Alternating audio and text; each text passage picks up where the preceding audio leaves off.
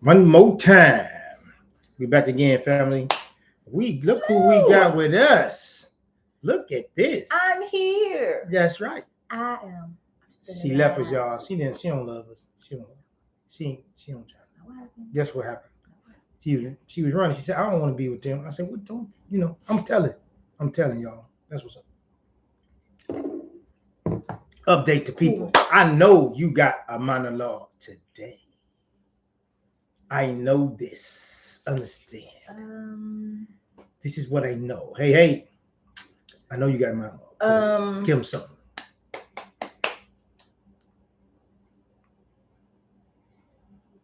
It's a lot. It's a mound of stuff. I'm trying to compact. It's an elephant. It's an elephant. One hair at a time. One hair at a time. What you got? It's so I'm trying to shift. Like I'm trying to. Let's see. You're always learning, whether you're at work, home, relationship specifically. Let me say, you should always want to learn, specifically in your relationship, because people don't stay the same. The person that you met is not the person that you are with, whether it's 6 months, a year and a half, 2 years. People grow and elevate, and you should want your spouse to grow and elevate. You see the other. Always want to learn and grow, heal past trauma so you don't taint your future. Mm-hmm. Live in the moment. Enjoy people for what you can enjoy them for.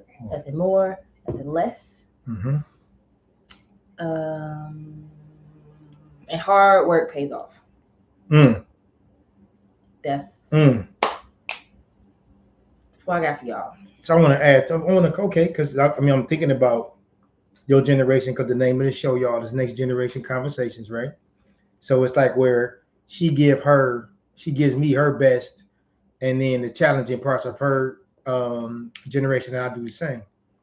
So you guys don't understand there was a word we used to use. It was connected to patience, and oh man, it just slipped my mind. I was gonna go. No, it was about waiting, delayed gratification. I'm sorry, y'all. It was called delayed gratification. And now because of the internet and the popcorn society and the right now society, they can press a button and instantaneously get a lot of things. Of course, you can get your Uber Eats, you can get your groceries to the house. You can get so many different things done through Amazon and FedEx and whatever. But back in the day, it took like 3 weeks to do nothing, right? Because we didn't have email. When fax came around, that sped the world up so much, right? Then it come the internet after that. So with delayed gratification, what is not being taught, y'all, to your generation is you guys have a lot of knowledge, man. Y'all are a lot smarter than we were. Y'all are smarter than us. I'm telling you, man, hands down. But y'all don't have experience. So you got to understand that knowledge without experience, when you go to school to be a doctor, a surgeon, you must do your internship. Even if you know the whole medical library, front to back, verbatim, memorized, you still got to go put your hands on it, y'all. You cannot be a doctor if you don't have experience. It's not about just the knowledge. And man, I want y'all to really, really get that piece, man. All right. So I want to add on to what she said, because we take a lot of calls, we talking to people, and this is a big, big problem. So me, sow seeds in fertile soil. So I'm gonna go into that, right? So if you're sowing your seeds into fertile soil, you got to make sure first that this soil can bear fruit, it can bear the tree, it can hold the vegetation, right? You got to test that 1st. You can't just put a seed in the concrete and think it's gonna grow. So once you find out that you have fertile soil, then you have to know the type of seed that you have and what you want to grow. And then you have to know how to maintain it until the harvest. So now I'm saying this with a relationship. You have to know who you are, and you have to know who they are. And then you have to have those two come together, and then you have to know how to maintain that situation. So when I say You need to put those seeds, sow seeds in fertile soil when you're having a relationship. When she said you need to grow and elevate yourself and be the best version of you that you can be, then you find somebody that's the best version of themselves. And then y'all come together and then you can prosper. But if one person is damaged and the other person is ready, it's not going to work. So that's why I think we have a lot of broken relationships out here. It's a lot of people really not understanding. We use the word that I came up with from our research, y'all. It's called fantality. And that word is fantasy and reality combined. The word fantasy and reality combined. I came up with that word because people taught me that from the research. It's fantality. We all know somebody who are living in slight reality with slight fantasy, and they merge them. And then they trying to live this as reality, and they trying to give it to you, tell you about it, sell it to you, live it while they're with you. So that's my monologue, is the fantality piece. And I want y'all to understand that knowledge without experience. That's a Clipperdome Chronicles video. Please go check it out if you get a chance. Okay, that's it. I'm out. What you got? Somebody needed to hear that. It wasn't for everybody. You have somebody? Michelle, hey, how you doing, ma'am? Yes. Hello. All right. Okay. I'm gonna go from the bottom to the top. Go ahead. What percentage of couples are actually living out what they display to the public, Ooh. whether it be social media or around family? Okay, you just any age? What 'Cause- percentage? So oh, okay, take all the just- couples okay. together. What are living out what they project, what they Actually, projected? yes. I'm gonna say maybe 5 to 10% tops. I'm pushing 10. I'm pushing 10. Most people are presenting their representative. Most people are putting on to show you what they think you want to see. I don't think that they truly live in what they showing you. 90% of the people are not. Mm-hmm. Okay. Which do you think is more important, or are they equally important? A son's relationship with his father or a daughter's relationship with her mother? Oh, equally important. I mean, you know, you got the direct opposite of everything. You got big and tall, light and dark, rich and poor, high and low. If you got mother, you got to have father. I think that you are imbalanced if you don't have them both. I think that's very, very, very important. Mhm. But now, today, I would say, because we got the sisters doing the best that they can here in the household, and then our sons are suffering because the man is not present. Mhm. So they're raising their daughters, and their sons are growing up because they don't really have the best point of reference as far as making their son into a man. Okay. How significant are tough conversations in relationships? Ooh. See, okay. So when we say tough conversations, I don't want to say out of ignorance. I don't want to say misguided. I don't want to say heated. Right. I mean, we right. need to sit down and be rational and say, hey, I'm not coming for this person. I want to try to get some resolution. I want to hear his or her perspective, point of view, Mhm. sit down, see if we can come together and meet a common goal where we both give up something to get that common goal. Because if somebody just giving up everything on their side, it's going to be imbalanced and they're going to feel like they're losing a lot or getting taken advantage of. So you need to want to sit down. Don't let it be heated. Don't let it be ignorant. Don't let it be loud. Don't let it be spiteful. And I think that's the best way to have those tough conversations. Yeah.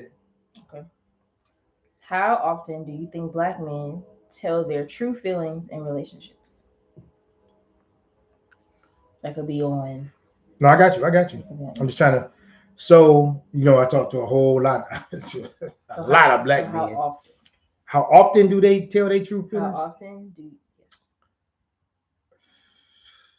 Okay. I got you. I mean, that's a deep. Yeah. Yes. I'm not trying to unpack it because there's so many different layers. Back the layer. So I want to tell you. I'm gonna answer it 2 different ways, and I'm gonna tell you why twice. So the black man, of course, if you think of the worst negative image on the face of the earth, is probably a demonic or devil spirit, right? After that, what do you think the next biggest negative stereotype on the face of the earth is? Yes. With the black man being the second largest negative stereotype, he's already vilified. He already demonized. So no, he's going to survive and he's going to do what he has to do to try to navigate through this world. So he's probably going to tell his true feelings 15% tops of the time. 15% of the time. With that being 85% of the time, he's masking or minimizing his true feelings. But that's a defense mechanism. Okay. So now he ends up losing. So now I'm gonna tell you, now you have some unapologetic black men. You know, we got some people on the internet and they don't care what you think, right? So that's why I'm answering two different ways. Those in brothers, relationships. Oh, okay. I'm like sorry. in their relationship. Oh, so not in life. Woo! Oh man. Oh, it's lower. So okay, I'm sorry. Yes, thank you. It's even lower than that. So, but maybe 10%. That I'm pushing 10. I'm pushing 10% because a woman, we get the voice out she all the time. needs the truth, but she doesn't want to hear it. A woman needs the truth, but she doesn't want to hear it. Yeah. Okay. Yeah, that's that. Okay. How important are family relationships when it comes to actual relationships? Let's say romantic relationships, because that's still a relationship. Like what part do they play? How important is it? Or yes. Okay. How important? Like, okay. How important is it that your spouse have a good relationship with their family? And how important is the other spouse with the relationship with their family? If you do believe and understand that you are a product of your environment, with your family being the foundation of your structure, your morals, your ethics, your value system, your beliefs, if you understand that, they have to be a very, very integral part of your relationship because you come from them. So if you're a product of your environment, you are only what you are made of. So yeah, that I think that's paramount. I think not all the time, but most of the time. Okay. Yeah. Okay. How often would you say marriages talk about divorce? How often does marriages talk about? How often would you say marriages, people that are married, because marriages can't talk. Discuss divorce. Yeah. How often would you say married couples discuss? I'm gonna say after 4 or 5 years, they discuss it 20% of the time, directly or indirectly, because it's a lot of maintenance. Yeah. Yeah. Maintenance. Yeah. They discuss it because there's so much water under the bridge now. It's so much bad blood. It's so much discord. Because over the years you build that up, and if you don't get rid of that stuff or work on it, which we're not taught to wash that stuff off, get rid of that residue, clean that soul, that spirit, like get rid of those old bags, clean them out. We're not taught that. We taught, hey, push through it, man up, woman up, get through it. Shout out to Erykah Badu for Bag Lady. Yeah, no doubt. Yeah, that was dope. That was crazy. So yeah, I'm a woman and I get it. I think they talk about it a lot, way more indirectly than they should. Where they talk about it more with their friends and their family than they do their spouse. Right. Yeah. Mm-hmm. All right, this is the big one. What are 5 major things Black women are missing in relationships? Ooh, don't cancel us, y'all. No, I don't care. Whatever. Okay. Again, Black women need the truth, but they don't want it. That's first. What are 5 major things they're missing in relationships? Knowledge of self. Number one. Number one, if you don't know who you are, you can't be the best for somebody else. We talked about that earlier. Yes. And when I say knowledge of self, I'm saying if you are trying to get a man, ladies, and you can't specifically with description and intent tell me what that man's nature is and what he wants, you are going to fail. So let's use a job. If the job's criteria is for you to fill out the application and then you have to have a PhD, when you're scrolling through, first you're going to look for the jobs that fit your degree, right? So if you don't meet the basic criteria there, you will never get to the interview. The same thing with a man. If you don't meet the basic criteria, you're never gonna get to the first date. So you sure can't get to marriage. So you have to understand what a man is, what is his nature, and how to connect with that and how to cultivate it. That's number one. But you got to, excuse me, number two. But you got to know yourself first. If you don't know you, you cannot connect with him. Mhm. So one is know yourself. Two is understand the nature of the man and know what he wants. Three things that the third thing that she be missing,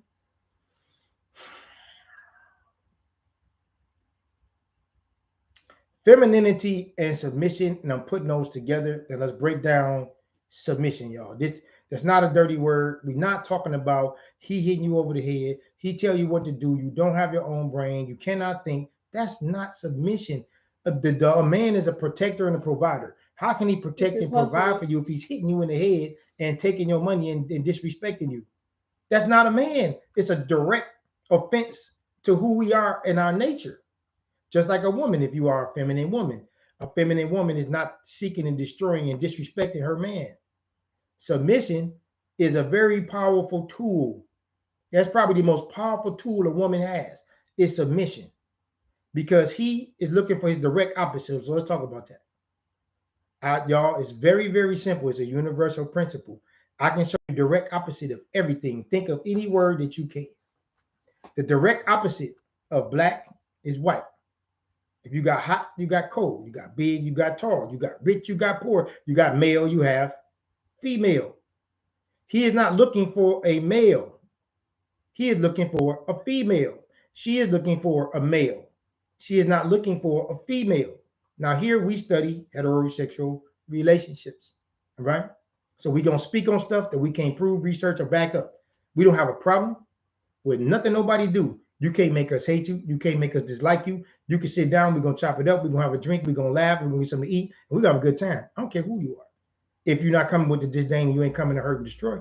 We're going to have a conversation every day, all day. 3, 4.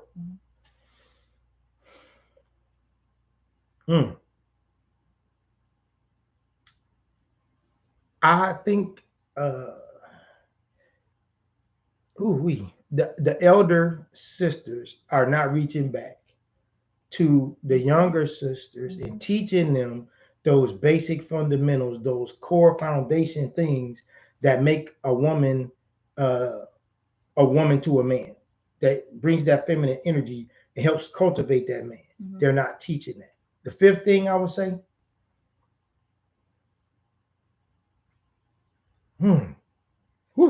it's so that's loaded because there's so many things.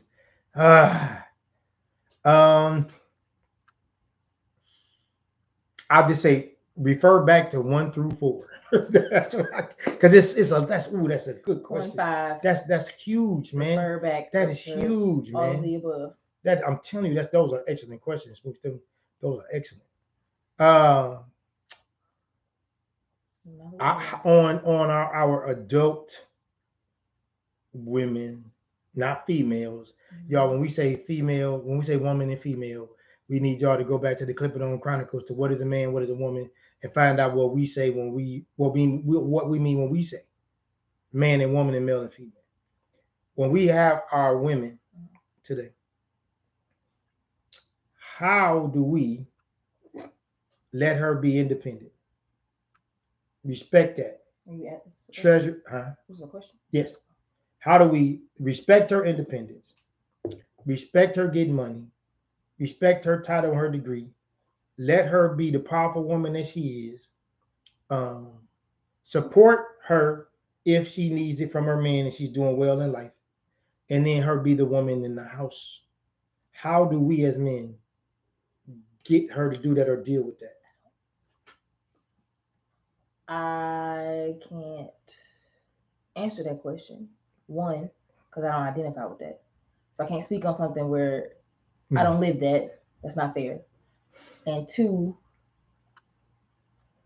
I'm not a guy, so I can't.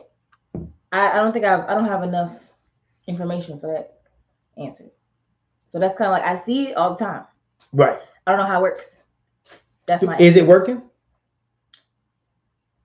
I mean, obviously. It's you. Oh, I don't think it's When working. I say it's working, it's still Oh. happening. Let me say that. Okay, It's I not don't think it's working. working It's still happening. at all. It's still Okay. happening. That's not. So I can't speak on that because I don't have enough. Okay. That's not enough. Yeah, I don't. And I don't even have enough female friends to even have that conversation because they're not that. So I'm not around it. So how do dads connect with their adult daughters when she can do whatever she want to do? She can go her own way, but we know that you still need our guidance and our direction. So how do we do that when you basically living above correction at this point because you're an adult? You just have to have done the work. Previously. And then recenter her. It's So not. Okay, I got you. You can't wait till she's 25 and then start pointing the finger. It's a little too late for that. I don't really know. I just say go back to what you've been teaching her. But you had to have been teaching. Yeah, I see. It can't be it. I see. Within the last 5 years or 6 years that you stepped up. Nah. You gotta recenter her. And if you did do the work, you just have to just go back to the way you raised her. And then if she's still above correction, then you gotta let her go. Because you've done all that you could do. What does that mean to you when I say living above correction for the woman or the female? What does that mean when I say that to you? What do you hear? No accountability. No voice of reason. And honestly, disrespectful. Because above correction means that it's like, okay, grading your own paper. It's like, right, your teacher trusts you. Right. Teacher knows you're going to change the answers. We all did that. Yeah. They literally are standing in front of us watching us change the answers. So I never really understood that in school, by the way. I was very the honor system. Tough. Yes. That yeah. Yeah. Because then they would go back and see if you changed your answer. Duh. Anyway. What was the question? I really went back. What is living above correction? Right, I got you. I do it all the time. Living above correction. What does that mean when you hear that? You said accountability, and you said no accountability. Right. Lack of reason. And honestly, it just means that you are a part of the masses. You're a sheep. Really what it is. Because all the great people answer to somebody greater than them. Absolutely. It was not like a... Period. Ooh. You know, like Malcolm X was not like... That was hot. Yeah, you know. No, wait. You need that sit right there. Say that again. I'm not going to say that again. I'm going to let you say it. Every great person, y'all, answered to somebody greater than them. They were accountable. They were not above correction. If you don't answer to anybody greater than yourself, I'm saying a human being, a divine entity, you got to look into that. Now find out the great people that you call great, and see what was their path. How did they get there? That was hot. No, that was hot. Dropping gems. Yo, emeralds. It's Lauren. Oh, what's going on? Hi. We don't like Lauren. She ain't nothing. We don't like. It's my childhood best friend, y'all. What's going on? Literally. Tell MJ we said what's up. Yes. Yeah. So okay, all right. You write this story. The book is closed. No, absolutely not. Absolutely not. The book is very large. The book is 10 feet tall. Dusty. It's 50 feet wide. Cobwebs. And the pen is as big as a telephone pole. We finna get it. No, I said, Dad, you love me. Absolutely. So the book is 10 feet tall. It's 50 feet wide. And the pen is as big as a telephone pole. We're gonna write this story. It's gonna be a lot. That's what I'm telling you. Why is it as big as a telephone pole? It's bigger than because did you hear how 10 feet? The book is 10 feet tall, 50 feet. When you open the book, it's going to be twice as wide as it is tall. Okay. All right. So then because I'm saying the ink, how much? Go ahead with the okay. With your okay. All right. So you write a story. You have to fix or make better, put the black woman in a better position. Go.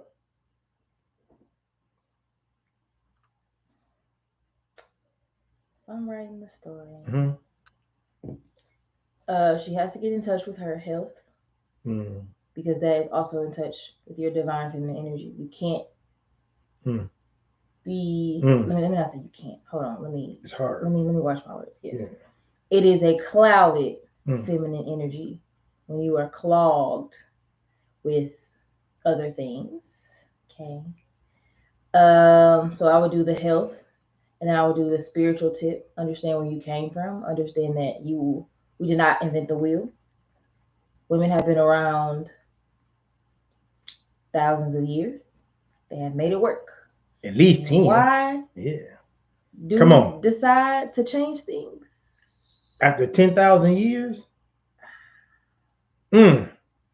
I don't know. I don't know. That's crazy, huh? I mean, it's literally you learn from your past. Mm-hmm. History repeats itself. That's right.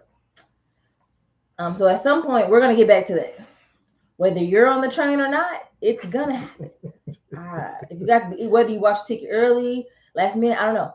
The train is gonna happen whether we like it or not. I'm writing a book. Seek knowledge from elders. Like I'm that niece that will literally sit with her aunties. It's called sitting at their feet. Yeah. So if they're in the kitchen, I'm in the kitchen. Yeah. Now, I mean, unless it's like something major going on and I can't be around, like that's different. Or just calling, or even surrounding yourself with older Black women. Period. Mm-hmm. There you go. Or women, whatever, mm-hmm. however that works for you. Mm-hmm. Healthy minded. Not have a right. There you go. The toxic. Not the auntie that's telling you to leave him at one small inconvenience. He went to the store. Leave him. Drop that.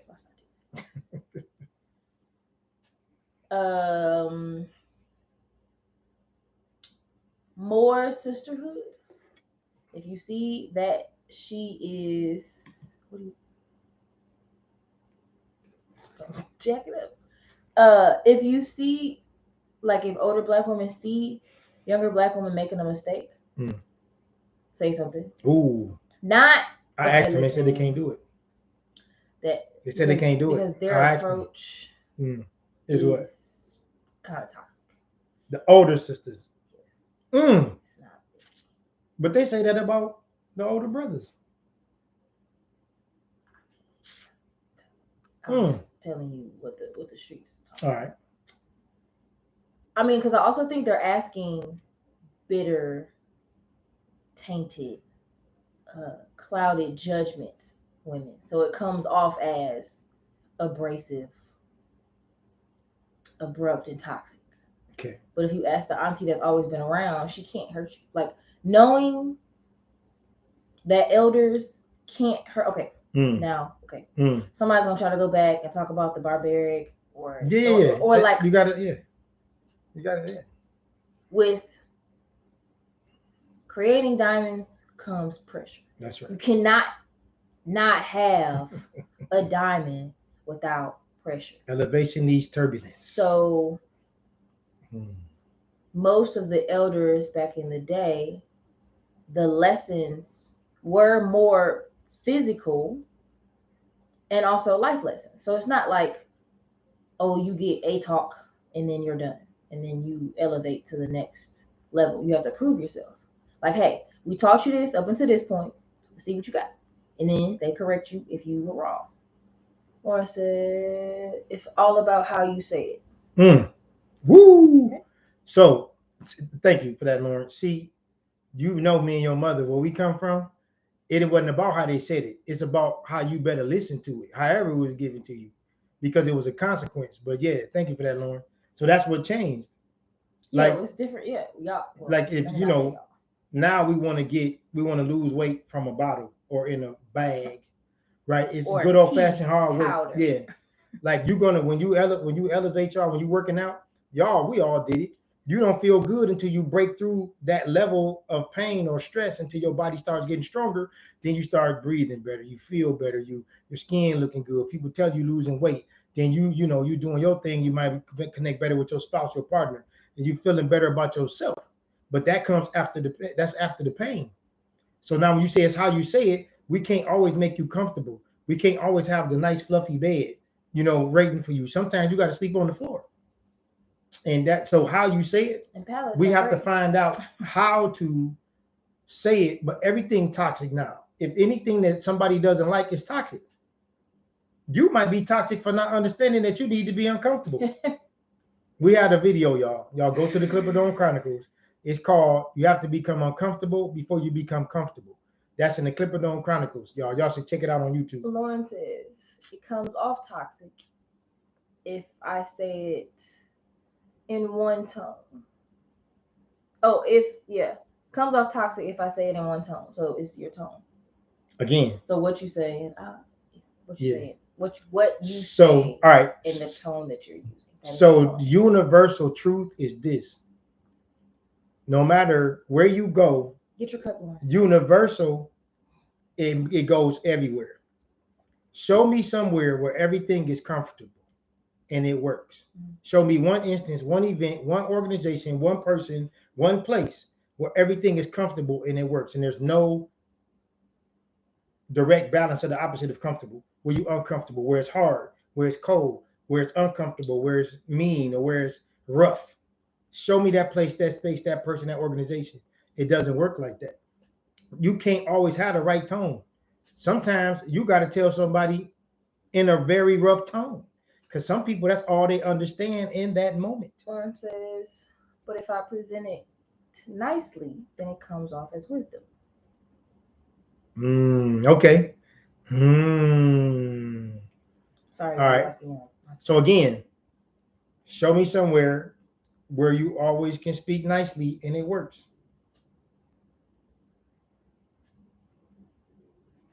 The best lesson. Think about the best lesson that you learned in your life. The first one that hit your mind when you snap your fingers. Think of the best lesson you ever got. It probably came from turmoil, turbulence, heartache, a hard situation, something that was rough, something that didn't make you feel good. Because in order to, like you say, make diamonds, you got to have pressure. Now, I'm not saying that should be every day. I'm not saying somebody needs to, whip themselves on the back and, break their arm and go outside and, hurt yourself. I'm not saying that. I'm just saying that sometimes this is different culture of we want everything to be soft and sweet. And that's not how the world works. You got to balance that. Balance is you got to have one side and the other side. You can't just have good or evil. You have to have both. And then in the middle, you get fair. But you have to have good and evil. But yeah, that's excellent conversation, Lauren. It's excellent. I'm glad you typed that in there. But yeah, let's pick up the phone and call Pops. Let's talk about that. I want to see where you can be nice all the time or be comfortable all the time. She's not here. Okay. She might. Okay, cool. Okay. And then I want to see that so we can get that. Yeah, that's nice. I like it. You stop acting weird. Don't do that. Them people don't need to see that. Y'all, she got it from me. Look. Y'all got to excuse her. I mean, you look like a serial killer. Mentally, I was like, oh, they haven't seen me smile a lot this show, so I just. Y'all, it's weird. You can smile. You was froze like. I also was like looking at my teeth in the camera. So okay. It's kind of like a. But y'all listen, we silly, and that's the other thing. She got it from me, so I can't be mad at her. I know what she got it from. I try to be serious. It is what it is. It is. I really do try. So you good? I'm great. I'm saying like we wrapping it up, or you got something? Come on, you ain't feeling nothing? No. You good? I am great. So we want y'all to take this. We want you to test this. We want you to try this. Take it to the barbershop or take it to the hair salon. Take it to the job or take it to the church. Remember, you don't have to like it, believe it, or understand it. Sometimes you just have to respect it. This is the Clipperdome Chronicles. Thank you.